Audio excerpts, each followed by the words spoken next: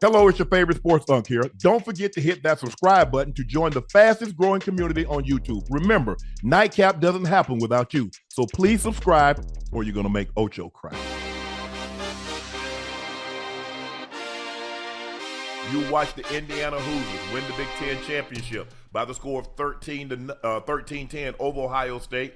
They were the number 2 team. They'll be number 1. They'll be number 1 going into the college football playoff. Now we see why Cignetti didn't even entertain any other offers. He does have Jimmy Sexton as his agent. Sure, LSU would have loved to have him. Penn State would have loved to have him. Any other job that opened up. But now you see why he stayed put. He realized what he has. He's like, you know what? I can contend for a national championship right here at IU, and I can get $11 million right here at IU. I don't need to go anywhere and try to revitalize a program when I can stay right here and stay with the program that I built. He built this program. They have the second most losses in NCAA history. Over 700, almost 800 losses. It's gonna be a while before they get to 800 losses. But I think they have 775. I think they put that on the screen. But when you look at this team, Ocho, when you look at them offensively, you look at them defensively, that's what I was most impressed with. Because you see a team put up 50 points, 60 points, 70 points, you know they got pretty good offense. But the defense to do what they did to that team, when was the last time Ohio State scored 10 points in a ball game or the entirety of a ball game with those weapons that they got offensively? That they have. Man, you got to tip your hat. I tip my hat. Coach Cignetti, hey, hell of a job, Coach. Hell of a job. Yeah. Now, and the funny thing about it is coaching is one thing, but just like boxing, styles and personnel, it helps you win. As great as the players are offensively for Ohio State, Indiana, the Hoosiers, the defensive players at those specific positions, as far as the DBs going against those elite receivers, they have the personnel to be able to stifle that offense the way they did today because of the personnel that they do have. They played extremely well. And the onus to me on this win is more on the defense as opposed to the offense. Because you see the way they got after saying. They sacked him 5 times. They pressured him numerous times. And I think the thing, Ocho, when you look at it, I think the difference between this year and last year, they were not in the moment. They were just happy to be there. IU had never been to a Big Ten championship. Nobody expected them. They sprung up out of nowhere. They're like, Ocho, they tear a building down and they like, damn, when did they put that bank there? When did they put that shopping center there? They just came out of nowhere. This year, they expected to be there. They weren't in awe of the moment. They wanted to prove that this year wasn't a fluke like last year was. A lot of people thought last year was a fluke. I thought it was because I had never thought Indiana, that's a basketball school, would be where they are. Indiana's a basketball state where it used to be before Peyton Manning. It was a basketball in the Indianapolis 500 state. But now with Peyton coming there, it's a football state. And now with IU, oh my goodness. Coach Cignetti, you tip your hat to him because he did an unbelievable job. An unbelievable job of scouting, recruiting, getting the staff together. Fernando Mendoza, I believe he's going to win the Heisman. I think what he did tonight, I think he was the betting favorite coming in. Sam was right there on his tail. But I think with what he did tonight and what he's done all year, I think he's more than earned the right. Ain't no more deserving. He's more than earned the right to be the Heisman Trophy winner of 2025. So he's definitely getting an invitation, and I believe he will be the winner of the 2025 Heisman Trophy when it's presented at the Downtown Athletic Club. Clearly, this is the biggest win in IU history. They took down a team. I don't know when was the last time. They were the defending Big Ten champs. They were defending national champs, and they beat them. They were more physical. They were more. It's not often because Indiana got a lot of. Ohio State has a lot of guys that's going to play on Sunday. Caleb Downs. They got Jeremiah Smith. They've got a lot of guys. Hey, that Caden Curry, number 92, he's going to play on Sunday. Yes, sir. He's going to play on Sunday. They got a lot of guys going to play. And for Indiana to come in there and be just as physical, if not more physical, to be as disciplined, if not more disciplined, to what Ohio State was, you got to tip your hat to Indiana. They earned this victory. They left no doubt. They left no doubt this is the best team in the country. And the game, especially a game of this magnitude, is one up front. It's one up front. The game is won in the trenches, and that's exactly what they won. And then defensively, the Hoosiers weren't scared. They weren't scared to be able to blitz either. because most of the time when you do blitz, hell, you put your back end, Sacrifice, in harm's way. But listen, the back end plays so goddamn well, they had no problem being able to do so. So listen, hey, I tell you the truth, I was surprised. I was surprised that Indiana. I knew, I understood the players that they had, I understood the personnel that they had, but I didn't know they were this good. I didn't know they were this good. Yeah, and this was a good test. Look, we talk about Indiana, and I think we had Pons on. Did we have him on, the DB from Indiana? Wasn't he on earlier this year? Yeah. And he was talking about, and I think the thing is, Ocho, is that, like I said, they score 70 points, they score 50 points. They're beating Big Ten opponents by 50-plus points a game. And I'm just thinking, okay, what about the level of competition? We're going to see when they have to play Ohio State. I apologize, Chad, I spoke. Oregon was the defending Big Ten champs, not Ohio State. They got in because Oregon had beat them in Oregon, and then they played Oregon later, and they beat the brakes off Oregon. But that's neither here nor there. This is Indiana's first outright Big Ten title since 1945. I don't know how many in the chat was alive when Indiana won the last Big Ten championship. But they look, this was as an impressive performance that I've seen this year. The way they went in, and like I said, I believe the biggest difference between this year and last year, they were not in awe. They were not in awe of Ohio State. The Buckeyes and the defending champs, and they got all these guys. They got a $20 million roster. Okay, fine and good. But at the end of the day, no matter how much a guy has in his bank account, he still has to go out to perform. I don't care if you're in the NFL. I don't care what level you are.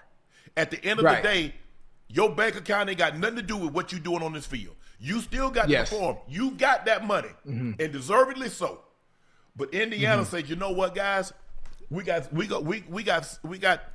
60 minutes to prove who's the better team. Yeah, and money don't matter at that point. Not in between the lines. In between them lines, that money don't matter. Nope.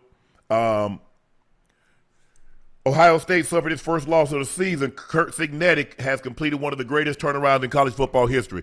Man, if you go back and think about what Coach Saban had on his staff, from Coach Cignetti to Lane Kiffin to Kirby Smart to Cristobal to Dan Lanning was a grad assistant to Mel Tucker. Right. You look at what he had, Billy Napier. It's hard to find. It's hard to find a better coaching tree than that in college football. And with that being said, man, I'm just impressed. I'm just impressed with Indiana because of what to actually sit down and just watch them, Ocho. Because a lot of times, I think they played Georgia State or somebody, and they beat them 70-7, and they beat them 77-3, and they beat team 60-10. I'm like, man, what am I gonna get out of this? I want to see them play. The only time they were really put to the test is that they had on fourth down. They had to make that catch against, I think it was Penn State. That was really the only time that we really saw them tested. I said, well, you know what? They're going to be in the Big Ten championship opposite of Ohio State, and we're going to find out if they're for real or not. And I think that's what everybody was waiting and watching for.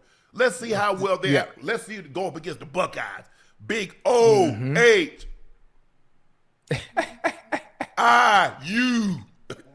Yeah, hey, they showed up. Hey, I know this is very impressive, but for you as a coach, turning a team around like this, and winning the Big Ten, is this the best turnaround you've seen in college football? Being that it's a basketball school that you've ever seen. Yes.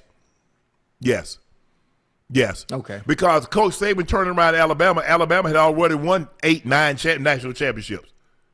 Okay, right. Ohio State, everybody know Ohio State and what they were and winning like at the level. In Michigan, everybody knows those were prominent programs. This is a basketball school. This is a basketball school, and I'm sure now people are looking like, hey, Coach Belichick,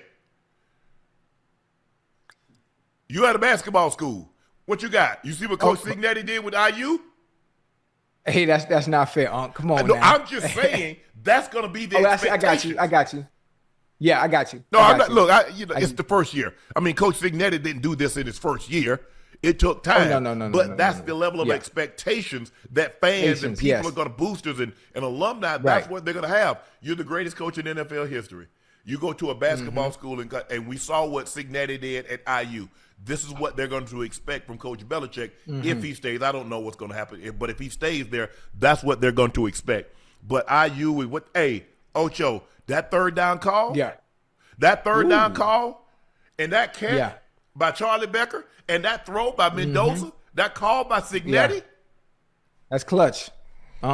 That's clutch. If you look in the dictionary, you look up the definition of clutch, that play itself should be inserted right there as visual reference in what clutch is. They needed that. I mean, in Ohio State didn't help themselves. That fourth down that you needed to convert, the shank field goal. I mean, all those put you behind the eight ball. Well, IU missed the field goal too. The guy shanked one. Red zone mistake by Ohio State on the 4th and 1. At the 5, they get 0 points. 3rd and 1. At the 9, they get 0 points. And IU we talk about defenses and we talk about Georgia's defense and what they're able to do. Yeah. Don't sleep on IU now. Don't sleep on IU. Absolutely. Absolutely. It'd have been very interesting. Like I said, I thought Indiana could have really put some pressure on IU early because they were getting into the red zone and they're having to settle for 3 and they have to settle for field goals. I'm like, boy, that's going to bite y'all in the butt. Y'all need to put some pressure on this team. You're not going to put them away in the first half because you still have a whole half of football to go, but you can put them under extreme duress, and that's what you want to see. When you play a team like Ohio State, the longer I can get you out in the deep water because you hadn't been there in a while. You say you can swim, but that's in a pool. Right. Let me take you out in the ocean where you got current, you got riptides, you got sharks, you got other things around you.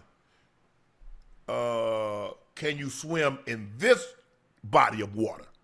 That's what I different ball game. The longer this game went, and Indiana was attached to them, and then they got the lead. Then hold on. When was the last time? Confidence. When was the last time Ohio State was in a game? Here we are in the third quarter, early fourth quarter, and they're behind, or a team is this close to them. It's been a while. And it don't do nothing but give you confidence too. It don't do nothing but give you confidence. It give not just the coaching staff, but those players understanding where they are in this game. Well, hell, this is the mighty Ohio State. You mean to tell me we right here playing ball with them quarter to quarter, down to down? I mean, we could do this. That kid's tough. And they came out. They came out on top. And Mendoza, the first player, what was that? The first player, the second player of the game, he rolled out. He got hit on the right, right shoulder. And I think that was. Hold on, that was number 92. That was Caden Curry that hit him, right? That was 92. Yeah, that was him again. 92. It's just not that because you know what I'm saying, Ocho. You like he saw him at the last second, but you couldn't brace. You can't brace for that. Yeah. You put that shoulder in, knock the air out of him. I was like, oh Lord. But give those guys credit. They came out and picked them off, set them up and got them in field goal range.